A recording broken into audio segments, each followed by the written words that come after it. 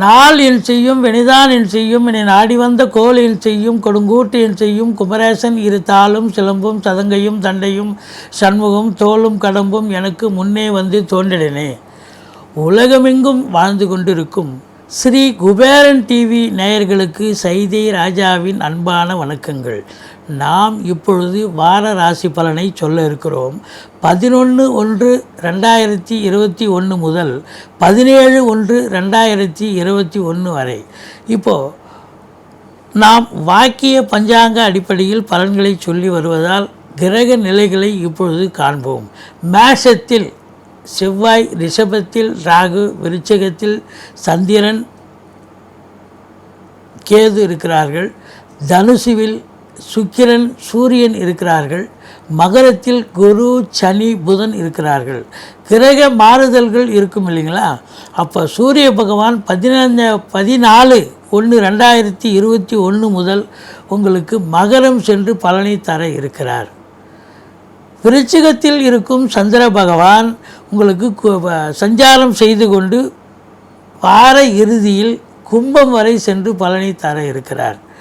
இப்போது ஒவ்வொரு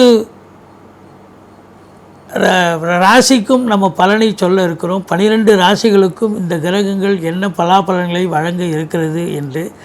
இப்போது உங்களுக்கு இந்த வாரத்தில் முக்கியமான நாட்கள் அப்படின்னும்போது 12ஆம் தேதி சர்வ அமாவாசை வருகிறது. அன்றைக்கே அனுமன் ஜெயந்தி வருகிறது. அனுமாரை வழிபாடு செய்யுங்கள். அனுமன் சாலிசா பாராயணம் பண்ணுங்கள். எவ்வளோக்கு எவ்வளோ படிக்கிறீங்களோ பாராயணம் பண்ணுறீங்களோ அவ்வளோக்கு அவ்வளோ உங்களுக்கு ஒரு அற்புதமான ஒரு பலன். இப்போது நம்ம 12 ராசிக்கும் கிரகங்கள் என்ன பலாபலன்களை வழங்க இருக்கிறது என்பதை நாம் விரிவாக பார்ப்போம். இப்பொழுது நாம் மகர ராசியை பார்க்க இருக்கிறோம். காலபுருஷ தத்துவப்படி இது 10வது ராசி. உத்திராடம், திருவோணம், அவிட்ட நட்சத்திரம் உள்ளடக்கியது. இந்த சனி பயிற்சிக்கு பிறகு உங்கள் மகர ராசிக்கு ஒரு பொன்னான ஒரு காலம் அப்படின்னு சொல்லலாம், பொற்காலம் அப்படின்னு சொல்லலாம். நீங்கள் தொட்டதெல்லாம் தொடங்கக்கூடிய ஒரு நிலை, உங்களுக்கு ஒரு திருப்பு முனை வந்து விட்டது அப்படின்னு சொல்லலாம். என்னங்க 7 சனி நடக்குது, எங்களுக்கு போய் இப்படி சொல்கிறீங்களே அப்படின்னு. இருந்த போதிலும் உங்களுக்கு இப்போ உங்களுக்கு பாசிட்டிவான ஒரு நிலை தான். கிரகங்கள் ஆதரவாக செயல்படுகின்றன. நல்லதே நடக்கக்கூடிய ஒரு நிலை. அதுலேயும் குறிப்பாக இந்த வாரம் ரொம்ப சிறப்பாக இருக்கக்கூடிய ஒரு அற்புதமான ஒரு வாரம். ராசி அதிபதி ராசியிலேயே இருந்து ஆட்சி நிலையில் இருக்கிறார். குரு பகவானும் இருக்கிறார்.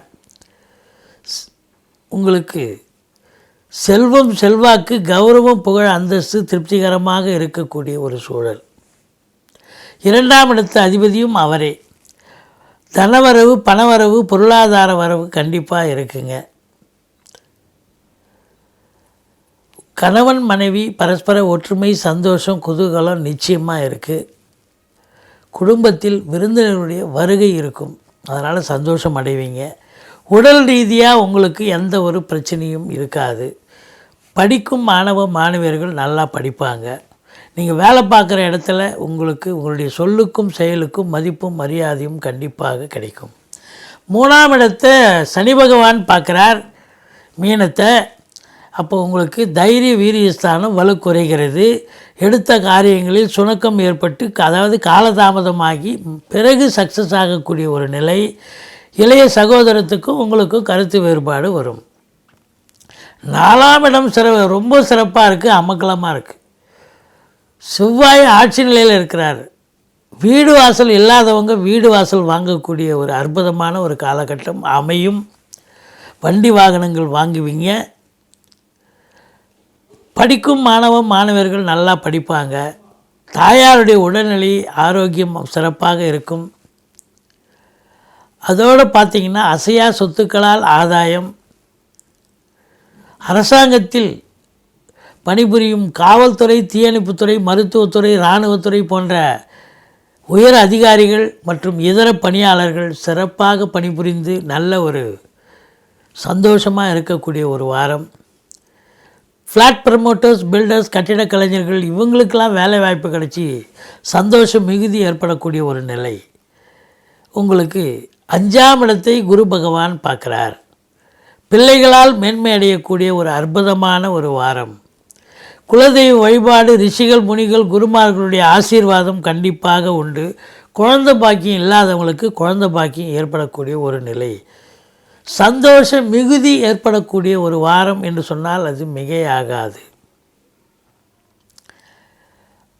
அடுத்தது பார்த்தீங்கன்னு சொன்னால் உங்களுக்கு மகரத்துக்கு 7ஆம் இடம்.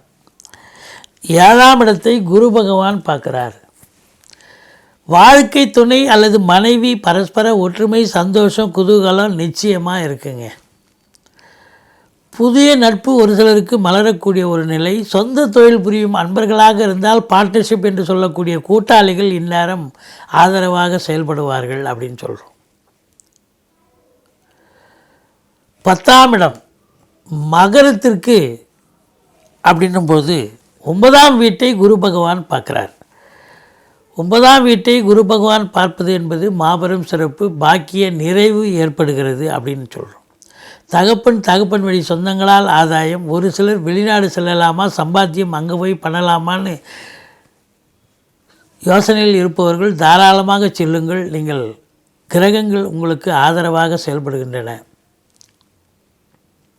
நிச்சயமாக வேலை வாய்ப்பு கிடைச்சி சந்தோஷமாக இருப்பீங்க. ஒரு சிலர் ஆன்மீக பயணம் அல்லது இன்பச் சுற்றுலாவாக ஒரு சிலர் வெளியூரோ வெளிநாடோ செல்லக்கூடிய சூழல். 10ஆம் இடத்து அதிபதி உங்களுக்கு பார்த்தீங்கன்னு சொன்னாக்கா 12ஆம் வீட்டில் இருக்கிறார். ஒன்றும் பிரச்சனை ஒன்றும் கிடையாது. ரொம்ப சிறப்பான ஒரு நிலை தான். வேலையில் இருப்பவர்களுக்கு சுமூகமாக செல்லக்கூடிய ஒரு நிலை. சொந்த தொழில் புரியும் அன்பர்களுக்கு வழக்கமாக செய்யும் பணிகளை செய்வீர்கள். எந்த ஒரு பிரச்சனையும் இருக்காது என்று சொல்லுகிறோம். 11ஆம் இடத்தில் கேது பகவான் இருக்கிறார். ஆன்மீக சிந்தனை மேலோங்கும். திருக்கோயில்களுக்கு சென்று திருப்பணிகள் செய்வீர்கள். நன்கொடைகள் வழங்கி மகிழ்ச்சி பெறுவீர்கள் அப்படின்னு நம்ம சொல்கிறோம். உங்களுக்கு 12ஆம் வீட்டில் சுக்கிரன் இருப்பதால் செலவினங்கள் காத்திருக்கிறது. சுப செலவுகள் என்று சொல்லுகிறோம்.